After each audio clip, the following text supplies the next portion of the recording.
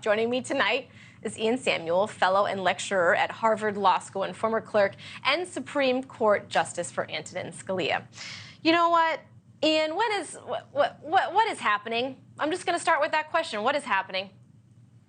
Well, it's pretty obvious, right? There's a certain segment of, especially the very online right, who have gotten a taste for blood, right? All of their success whipping people into a frenzy about Bud Light, and now, you know, their Target-related campaign for Pride Month, Happy June, by the way, they've gotten a taste for blood, and they want more. And in their fervor, their target selection has kind of fallen apart a little bit because, folks, Chick-Fil-A is like the sandwich that when I was teaching at law schools, when I was in law schools, the conservative student groups like the Federalist Society, they would always share their lunches with Chick-Fil-A to trigger the libs.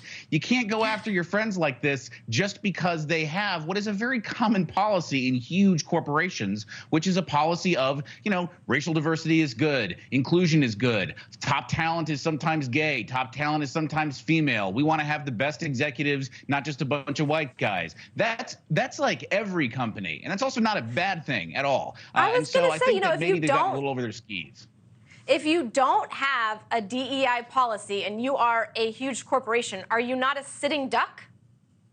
Yeah, big time. Exactly. And look, best practices for any corporation of this size are going to include a lot of standard things that everybody does. And this is one of them. Now, the name, right, is maybe a little new. And that's the thing, is that DEI as a brand has kind of fallen apart. So maybe you want to rename that vice president's formal role on the org chart. But the basic policy, just like you were explaining off of the website, are things that every company of any substantial size is going to have for pure economic self-interest, right? They want to attract and retain, especially the best talent at the top. And a lot of that talent is going to be more amenable to working at a place that shares these kind of certain values, right? And so maybe it was a little bit of a blunder to call it DEI, since we all know that that's officially a bad word, especially in conservative circles. But it does raise the larger question of, okay, if it's all right when Chick-fil-A expresses these values, and I think it's better than okay, I think it's great, then if the same values were expressed by, let's say, Anheuser-Busch, right, or whomever, Target,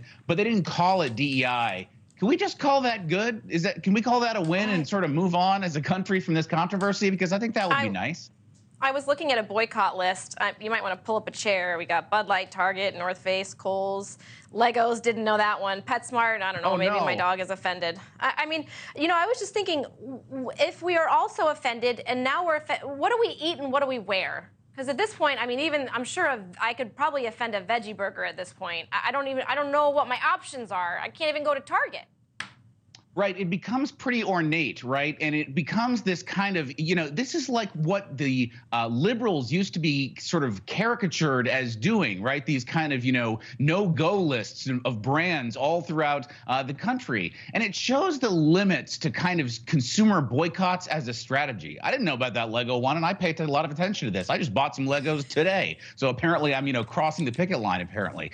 But you need, for a real strategy to work, you can't just rely on bothering busy people who have kids and lives and stuff to do, and they got to go to the grocery store without a sort of like smartphone app to help them navigate which brands are officially woke, right? There are real limits to this strategy, and when you're bumping into the nice conservative chicken sandwich company, you've crossed it. You've way crossed it. Yeah.